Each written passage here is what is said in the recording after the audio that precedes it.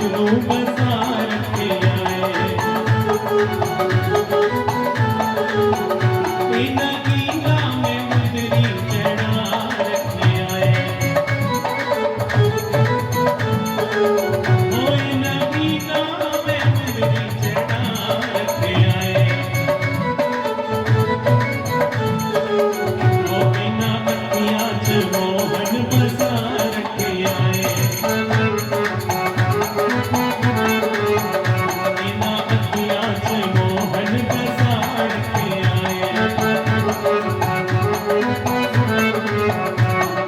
श्री कृष्ण गोविंद हरि मुरारी। श्री कृष्ण गोविंद हरि मुरारी। हे नाथ नारायण वासुदेवा। हे नाथ नारायण वासुदेवा। इन अखियां च मोहन बसा रखे आए।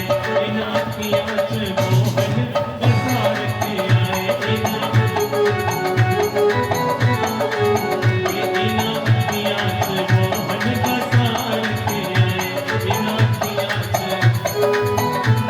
जय जय श्री राधे। जय जय श्री राधे। जय जय श्री राधे श्याम।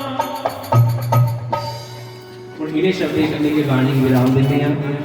पूज्य महाराज जी के चरणी च कोटि कोटि प्रणाम है। ਦਾ बड़ा अनुग्रह है कि साल का यह पहला दिन इतनी अच्छी शुरुआत इहदे चरले दे विच भी आने का सौभाग्य मिलिया। कोटि कोटि प्रणाम।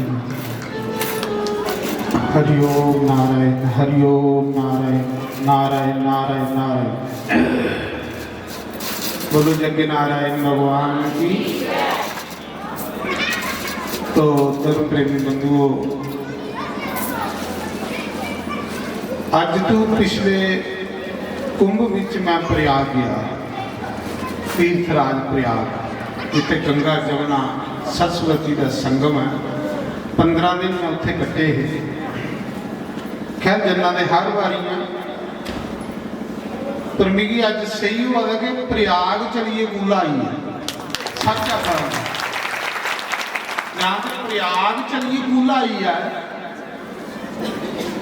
सुने दा है कि जिथे भगवान का नाम उत्थे तीर्थ दौड़ते आते हैं, पर अज लभा दा कि तीर्थ गुला आई है ना सारे। बड़े कर्मे वाले कुछ इस इलाके के लोग सच आखना मैं महाराज गरीब लोग ने बार्डर के दूर दराज के बेचारे जा नहीं सकते। भगवान ने सोचा बार्डर के लोग ना गोलियां खाते ने, बड़ी मुश्किल अपने गुजारे करते हैं। इनके को ना प्रयाग आना ना हरिद्वार आना ना कांसी ना अयोध्या।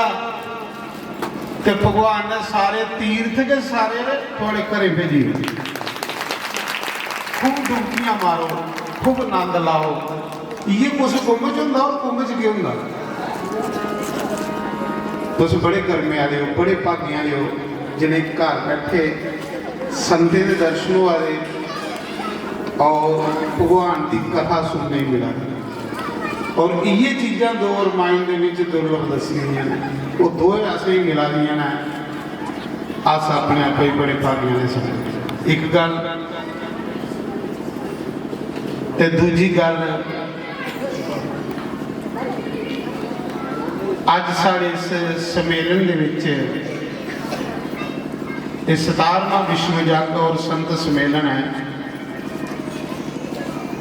17 साल हुई है तुम नज़ारे लेंगे। तो भगवान की ये प्रार्थना करिए जाए, अज नवे साल का पहला दिन है, सारी मुबारक। ये प्रार्थना करिए जाओ कि भगवान जे नवे साल के पहले दिन से सत्संग में बैठे रहे तो पूरा साल भर बहिए रोचे। सारा जीवन इये लिया बनाई ओड़, तो सारा जीवन जो प्रभु लिखी ओड़ू ना, जी बाकी उम्र बची है सारी सत्संग च गुजरी। प्रार्थना करिए जाओ। वो कर्मे वाला नहीं, कर्मे वाला वो नहीं जिहदे कोल बड़े ज़्यादा पैसे ने। ਉਹਦੀ ਗੱਲ ਵੀ ਨਹੀਂ ਕੀਤੀ ਦੀ ਸ਼ਾਸਤਰੇ। ਕਰਮੇ ਵਾਲਾ ਉਹ ਹੈ ਜਿਹਦੇ ਪੈਸੇ ਜਿਹੜੇ ਜੱਗ ਵਿੱਚ ਲੱਗਾ ਦੇ ਨੇ। ਕਰਮੇ ਵਾਲਾ ਉਹ ਹੈ ਜਿਹੜਾ ਤਨ ਕਰੀ ਇਸ ਜੱਗ 'ਚ ਸੇਵਾ ਕਰਾਦਾ। ਔਰ ਕਰਮੇ ਵਾਲਾ ਉਹ ਹੈ ਜਿਹੜਾ ਅੱਖੇ ਕੰਨੇ ਸਾਧੂ ਦੇ ਦਰਸ਼ਨ ਕਰਦਾ। ਇੱਕ ਗੱਲ तो मैं अपनी तरफा सारी संगत की तरफा संत श्री पीयूष शास्त्री का बड़ा बड़ा धन्यवाद करूँ, जिन्हें अपना कीमती समा कढ़िए साड़ी एक प्रार्थना के उपर। असें ये नहीं महसूस होने दिता कि साढ़े विच संत श्री सुभाष शास्त्री होर नहीं आए, उन्हें महसूस भी नहीं होने दिता। उनके सपुत्र आए दिन समझ लो भी आई। देखो भाई उनके कन्ने मेरा बड़ा प्रेम है। कल शामगिरी होर भी आए थे, खैर शामगिरी होर इधर रोज के आना, वो तो कन्ने साढ़े गुआढ़ी भी है ना, बड़ा कुछ उनके कन्ने रिश्तेदारियाँ साड़ियाँ पुरानियाँ रिश्तेदारियाँ। तो शामगिरी और रोज आशीर्वाद देंगे ना, अज ठंडा गुरु में डरते नहीं आए हो। कल फिर उद्या दर्शन करने ने। दूसरा